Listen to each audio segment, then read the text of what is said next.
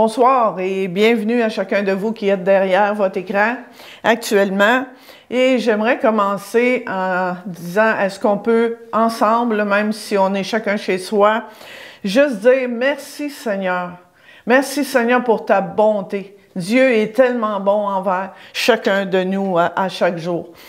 Et j'aimerais partager avec vous le titre de mon message, de mon partage, c'est « Affronter les difficultés de la vie ensemble ».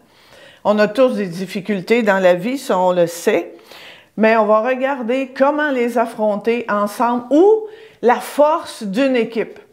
Que ce soit une équipe sportive, une équipe au travail, une équipe de bénévoles, ou peu importe l'équipe, il y en a une force. Il y en a une force quand on met nos dons, nos talents, nos habiletés, nos énergies ensemble, puis qu'on vise un même but. Il y en a une force dans l'équipe. On traverse les difficultés ensemble, on relève les défis ensemble, on affronte et on réussit ensemble.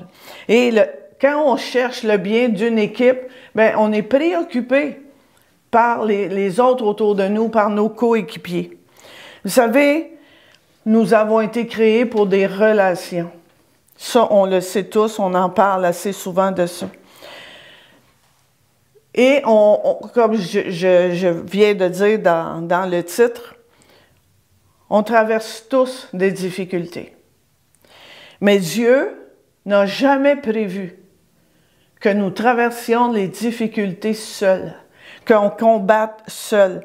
Il a déclaré, Jésus a déclaré dans Matthieu, à la toute fin de l'Évangile, il a dit « Je suis avec vous tous les jours jusqu'à la fin du monde. » Oh, merci Seigneur! Quel encouragement pour nous, que Jésus est là à chaque jour et qu'il nous a envoyé le Saint-Esprit. Et Dieu n'a jamais prévu non plus qu'on combatte seul, mais qu'on vive la vie chrétienne sans s'encourager les uns les autres. Et d'ailleurs, il nous le démontre dans l'Épître aux Corinthiens, première Épître aux Corinthiens, chapitre 12, lorsque Paul fait toute la description du corps physique qui représente ou qui est une image du corps de Christ et de l'importance de chaque membre dans le corps. Et on va lire un exemple pour nous démontrer comment c'est important, mais aussi la force d'une équipe lorsqu'on va dans la même direction. Dans Exode, chapitre 17, versets 8 à 13, ça nous dit « Amalek vint combattre Israël à Réphidim. Alors Moïse dit à Josué, « Choisis-nous des hommes, sors et combat Amalek. Demain, je me tiendrai sur le sommet de la colline, la verge de Dieu dans ma main. » Josué fit ce que lui avait dit Moïse pour combattre Amalek. Et Moïse, Aaron et Hur montèrent au sommet de la colline. Lorsque Moïse élevait sa main, Israël était le plus fort. Et lorsqu'il baissait sa main, Amalek était le plus fort. Les mains de Moïse étant fatiguées, ils prirent une pierre qu'ils placèrent sous lui et il s'assit dessus. Aaron et Hur soutenaient ses mains, l'un d'un côté, l'autre de l'autre. Et ses mains restèrent fermes jusqu'au coucher du soleil.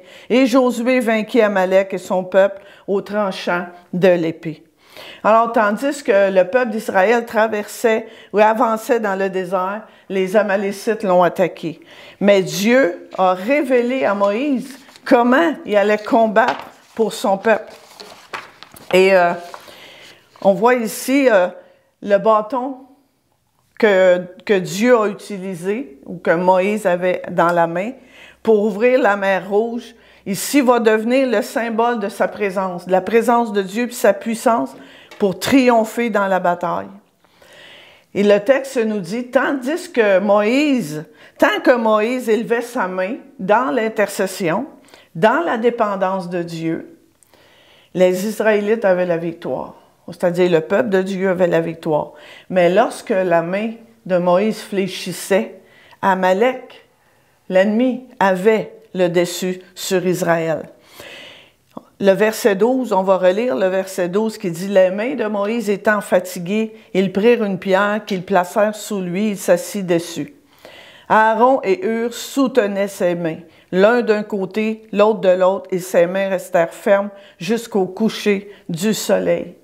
Ça nous démontre ici que le combat a été long, difficile, pénible, et les bras de Moïse se sont fatigués. Alors Aaron et Hur lui ont apporté leur force. Quand Moïse était fatigué, Aaron et Hur lui ont apporté leur force. Et peut-être que tu te reconnais dans ce passage-là, dans le sens que ton combat est long, difficile. Peut-être que ça fait longtemps que tu es dans un combat et tu es fatigué. Ça se peut, tu combats, mais tu es fatigué. Mais si c'est le cas, reste pas seul. Reste pas seul pour combattre. Il y a certainement autour de toi un Aaron, un Hur qui serait prêt à mener le combat avec toi comme si c'était leur propre combat. Aaron et Hur maintenaient les bras de Moïse levés, tandis que Josué, lui, il continuait de combattre. Quelle équipe! Quelle équipe! Moïse intercédait. Aaron et Hur le soutenaient. Et avec leur force à eux, soutenaient ses mains, ses bras élevés. Et pendant ce temps-là, Josué, lui, était sur le terrain. Et lui, il combattait le peuple. Et le verset 13 nous dit, « Josué vainquit Amalek et son peuple au tranchant de l'épée. » Très important ici, ce passage, parce que ça démontre que l'issue du combat, elle ne s'est pas décidée sur le terrain, mais sur la colline, grâce à l'intercession de Moïse. Et je trouve ça extraordinaire. Vous savez, il y a des personnes dans l'Église qui sont effacées. On ne les voit pas sur la tribune, on ne les voit pas à l'écran, on ne les voit pas dans des rôles de leadership, mais il y a des personnes, même si vous êtes effacés, peut-être qu'on ne vous voit pas, mais vous êtes en train d'intercéder, de prier pour les leaders, pour l'Église, pour la province du Québec, pour le pays, afin que des combats soient remportés, afin que le royaume de Dieu avance sur la terre. Il ne faut surtout pas minimiser ça. Si vous êtes un intercesseur, gloire à Dieu, merci Seigneur, parce que vous soutenez les ministères, peut-être qui sont plus vus, mais votre intercession est essentielle pour le royaume de Dieu. Et pour nous, les rôles peuvent être interchangeables, parce que parfois, on est appelé à être Moïse puis à diriger. Et parfois, d'autres fois, on est Aaron et Hur qui doivent soutenir les bras fatigués, les bras défaillants d'un conducteur qui est fatigué, qui est épuisé. Puis d'autres fois encore, on est appelé à combattre comme Josué pendant que les autres périssent. Et je trouve ça tellement extraordinaire, cet exemple-là d'une équipe. Et c'est comme ça que l'œuvre de Dieu doit se faire. C'est comme ça que l'Église de Jésus-Christ doit avancer ensemble, comme une équipe. Vous savez, on a besoin, chacun de nous, et dans l'Église, on a besoin d'amis fidèles qui prient pour nous, qui nous soutiennent, qui luttent dans nos combats comme si c'était les leurs.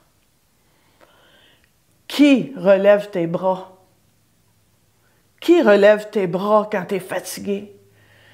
Parce que ton combat est long, parce que ton combat est pénible. Qui relève tes bras? Ou qui a besoin de ton soutien aujourd'hui?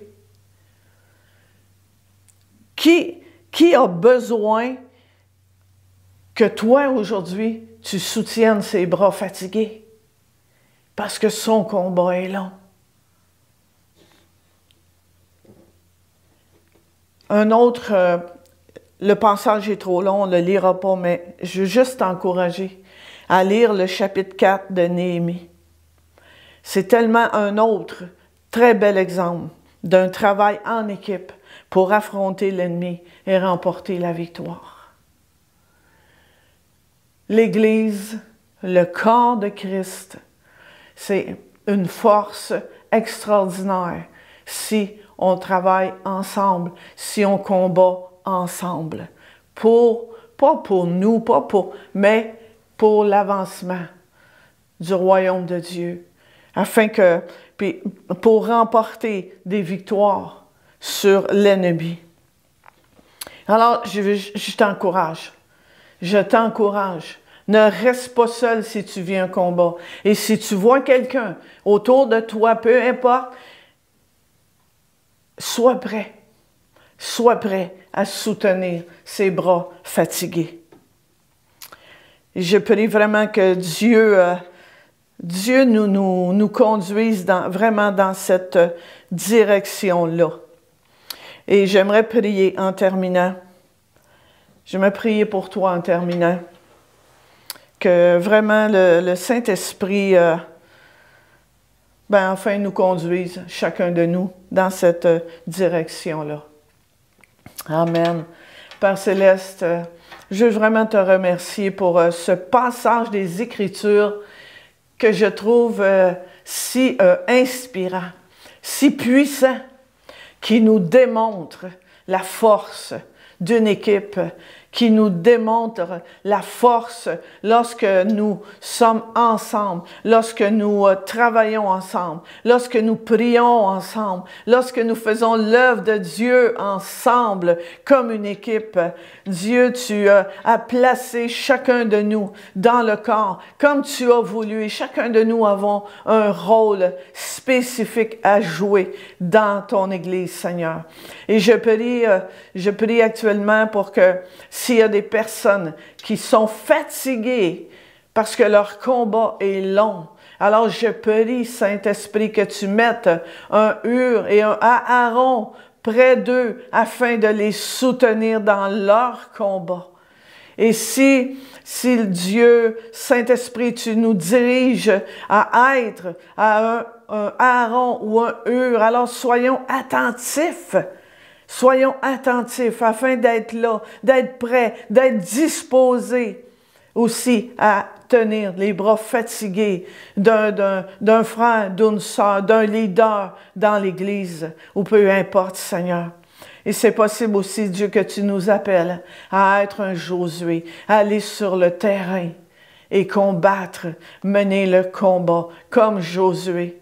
Mais je veux aussi te remercier pour tous ces intercesseurs dans ton Église, ces hommes, ces femmes qui sont effacés, mais qui font, je ne sais pas un travail, mais qui font une œuvre tellement importante, essentielle dans ton royaume. Et je te prie, Père, pour chaque personne qui entend ce message, qu'il soit encouragé par ta parole, qu'il réalise que nous ne sommes pas appelés à combattre seuls, premièrement, parce que tu es avec nous tous les jours, et deuxièmement, parce que tu mets des frères et des sœurs autour de nous, afin que nous puissions avancer et remporter la victoire, remporter des victoires sur notre ennemi. Et je prie au nom de Jésus. Amen. Amen. On va terminer avec le chant, un nouveau chant que Manon a apporté dimanche. Je n'ai jamais marché seul. Alors, sois béni abondamment. Alléluia, Jésus. Jésus, jamais seul. Ton cœur est pour moi, ta main me soutient, caché sous tes ailes, l'armée de tes anges veille sur moi.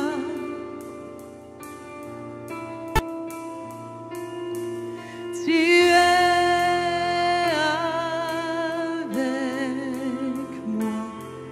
constant et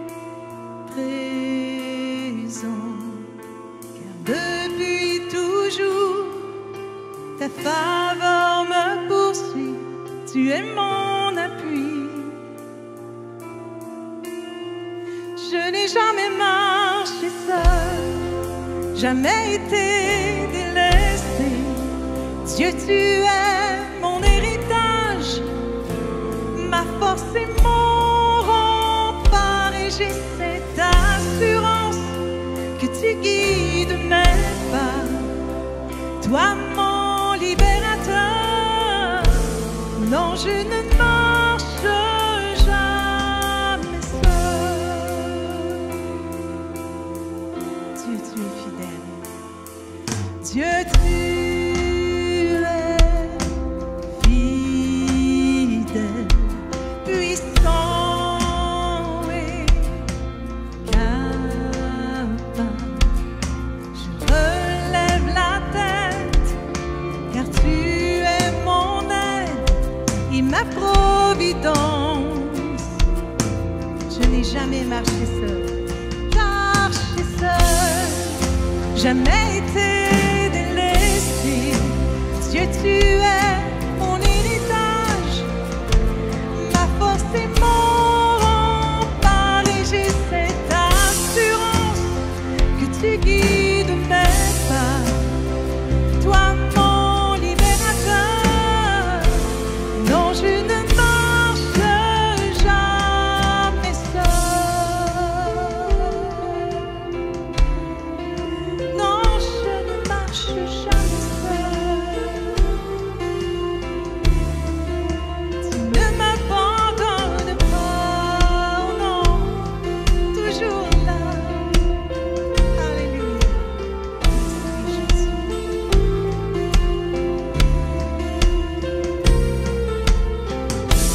Chaque moment, chaque minute, tu as toujours été là.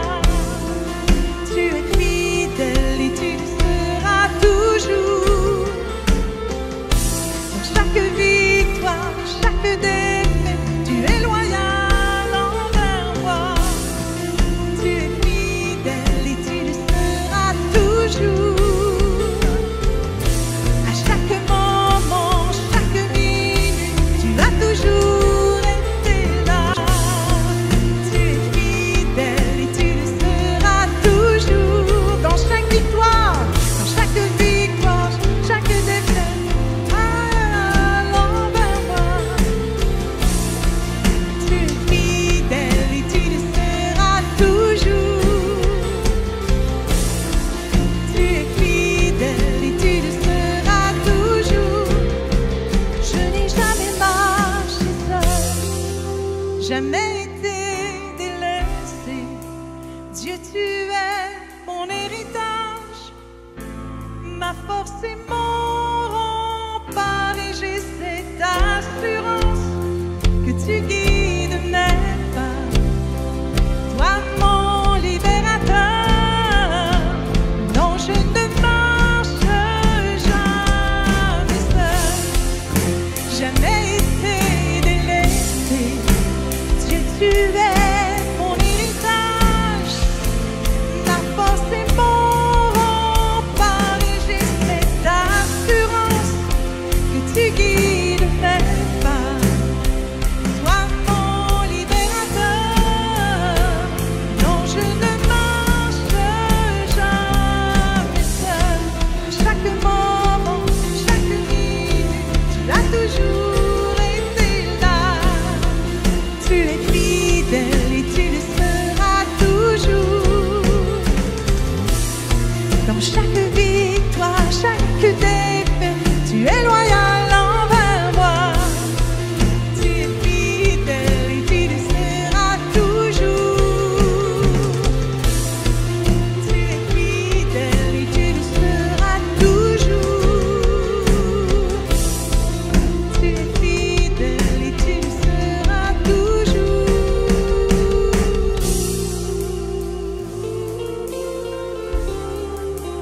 Tu es fidèle, Jésus. Alléluia, tu es fidèle.